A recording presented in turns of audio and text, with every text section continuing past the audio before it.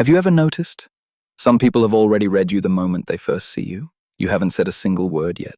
You haven't shared a single thing.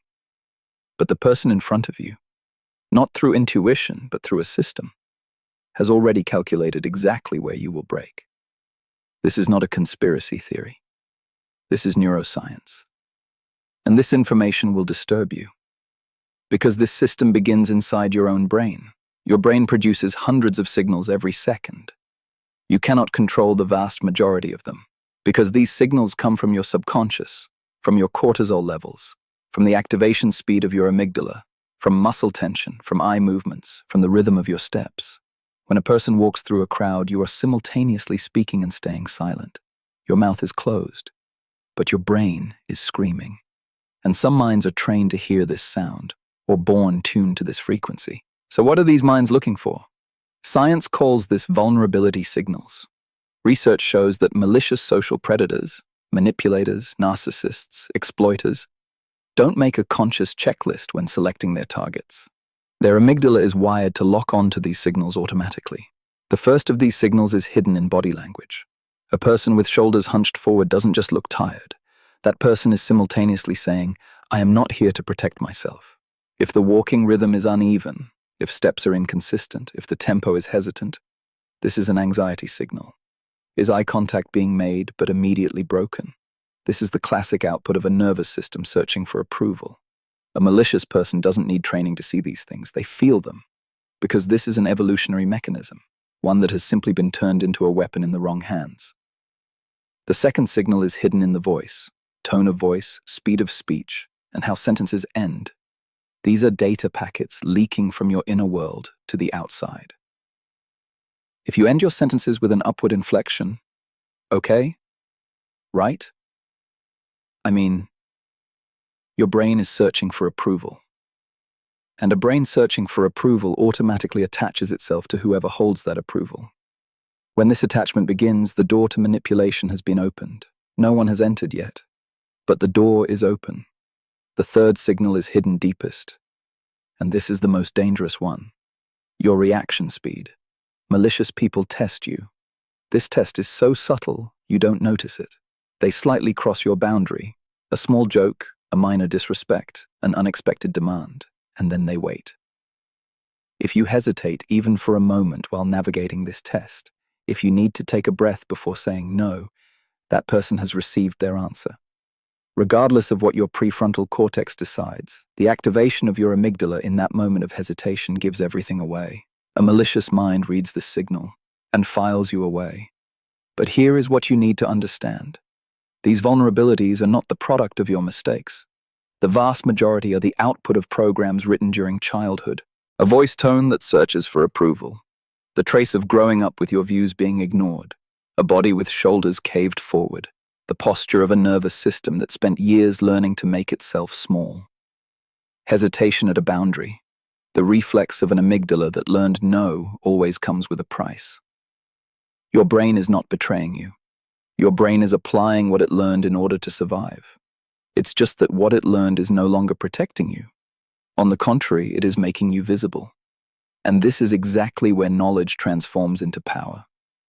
Because the moment you become aware of these signals, the moment you begin watching your amygdala's activation, the moment you begin listening to what your body language is saying, you are no longer being read.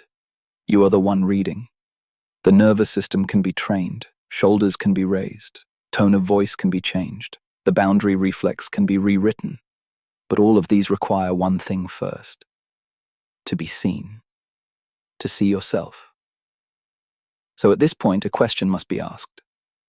If these signals are this powerful, if a person can reveal this much simply through their walk, their tone of voice, their eye movements, why did no one ever teach us this? It wasn't taught in schools. It was never heard from family. Because this information is uncomfortable. It makes people feel vulnerable. And most societies prefer to look away from vulnerability rather than accept it. But looking away doesn't protect you. It only leaves you unprepared. Now let's go deeper. Neuroscience tells us this. The brains of malicious social predators operate in a structurally different way. This is not a moral issue. This is a neurological one. In individuals on the psychopathy spectrum, the connection between the prefrontal cortex and the amygdala is weak. What does this mean? Empathy signals cannot be transmitted, but at the same time, something else happens. These individuals possess an exceptionally sharp social threat perception. Their capacity to read the emotional states of others is far above average. So the paradox is this: the minds that feel the least empathy are among the best emotion readers. And the reason for this is precisely the following. When you look at someone in pain, something inside you resonates with that pain. You feel their sorrow, your shoulders drop, your breathing grows heavy, your eyes soften. This is empathy, one of humanity's most beautiful mechanisms. But at the same moment, something else happens. You stop being the observer of that situation. You enter it. In psychology, this is called nativization, the process by which the observer evolves into the very situation they are observing. You are no longer someone analyzing that situation from the outside. You are the one living it firsthand. You have become a native, and a native cannot read the map because they are inside the map. The social predator, however, never becomes a native. Because they have no empathy, they never resonate with that pain. Their shoulders don't drop, their eyes don't soften. They always remain outside, watching, with a calculator running perpetually in the back of their mind, noting which of your reactions opens which door, which word lowers which defense. While you feel, they calculate. This asymmetry is their greatest weapon. So when does that right moment arrive? Research shows that manipulators select their targets most often in 3 situations. The first, transition periods, a new city, a new job, the end of a relationship. During these periods, your brain's cortisol production is high and your need for connection is at its peak. Your nervous system is both on alert and wide open. This combination creates the perfect ground for a social predator. The second, loneliness. Not just physical loneliness, the loneliness of feeling misunderstood. Emotional loneliness. In this state, your brain is programmed to rapidly attach itself to the first person who seems to see you. And social predators imitate this perfectly. They appear to be someone who sees you. They speak like someone who understands you, until the door has opened wide enough.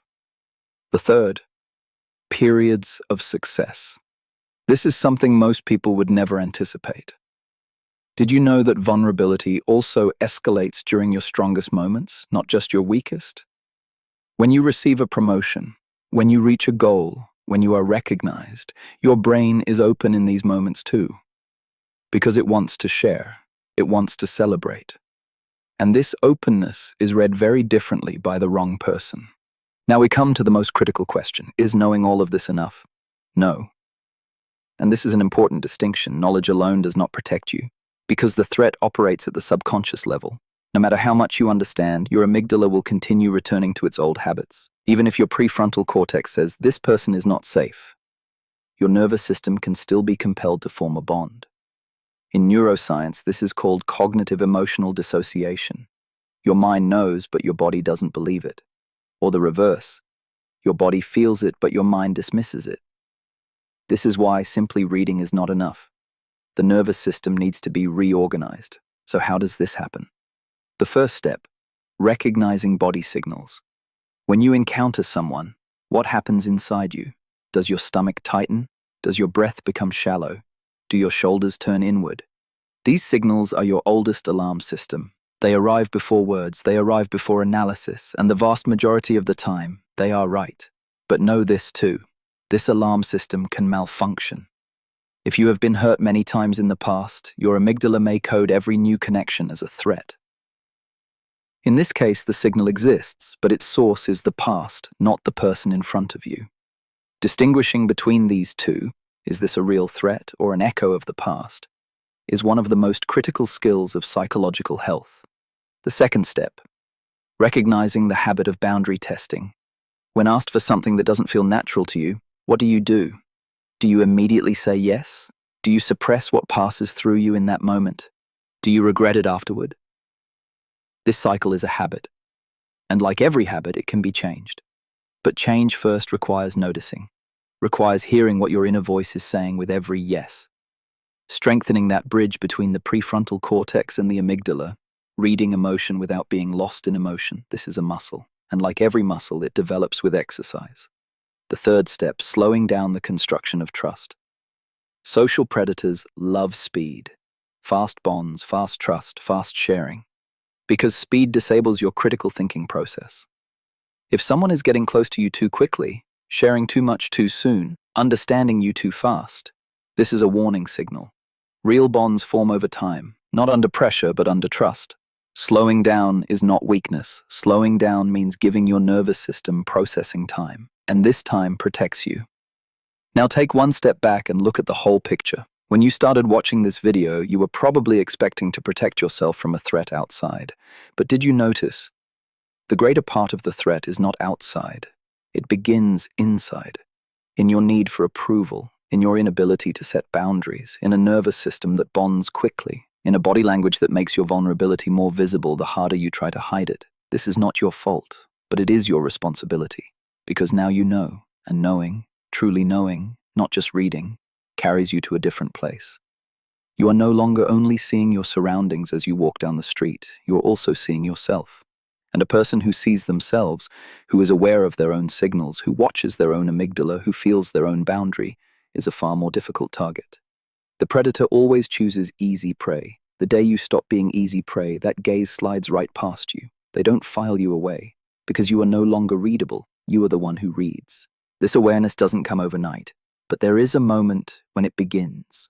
And that moment most often starts with exactly this question: why always me?